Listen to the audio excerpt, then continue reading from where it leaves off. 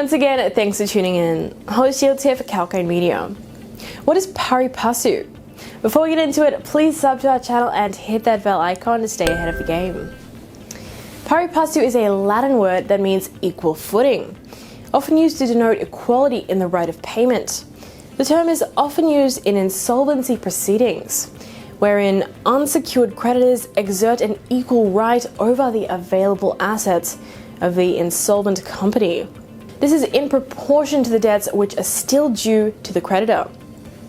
When a court passes a verdict in this regard, it ensures that all the creditors are paid the same amount and at the same time by the trustee. Pari Passu is also a standard clause in public or private international unsecured debt obligations, like loans and bonds. The Pari Passu clause came to light due to a lawsuit in New York against Argentina. In finance, Pari Passu is used to describe securities, loans, which have an equal claim on the right of payment. In addition, Pari Passu can refer to any situation where two or more parties can stake similar or equal rights as the other. The parties in this agreement have equal rights over the property and debt obligation in question. A Pari Passu clause characterizes the agreement.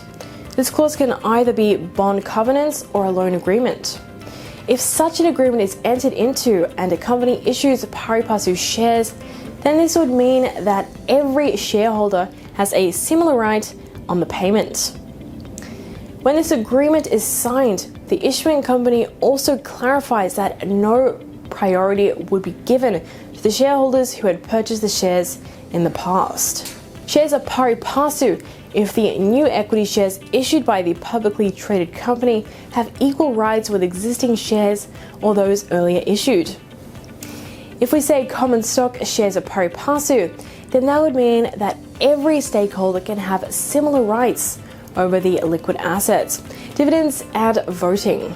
Pari Passu will stop its applicability when the banks are creditors. For example, if a company has gone bankrupt and there is a hierarchical order which suggests that certain creditors will be given priority and will be paid first in the case of insolvency, then in this case, Pari Passu will not apply to the stakeholders and creditors because there is no equality over the right of payment.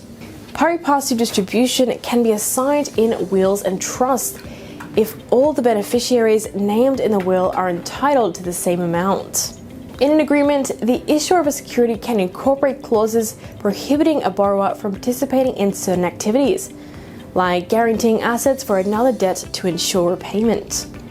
The Pari Passu clause is relevant for a lender. For example, before a creditor grants a loan to a company, the former wants to know if the senior creditors prioritize others. However, the creditor can ask the company to repay the loan if the company has not made the creditors list public. When it comes to the Pari Passu clause, it holds significance for both the borrower and the creditor. From the borrower's point of view, it's important because the clause should not stop the future borrowing of the borrower. Therefore, before signing any agreement with the lender, the borrowing company should thoroughly understand all the clauses incorporated into the said agreement. Now that you're up to speed, check out some of our other videos to boost your financial IQ. And if you like this info, please give us a like, comment, and a share. For regular updates, head to our website at kalkinemedia.com. This has been Holly Shields for Kalkinemedia.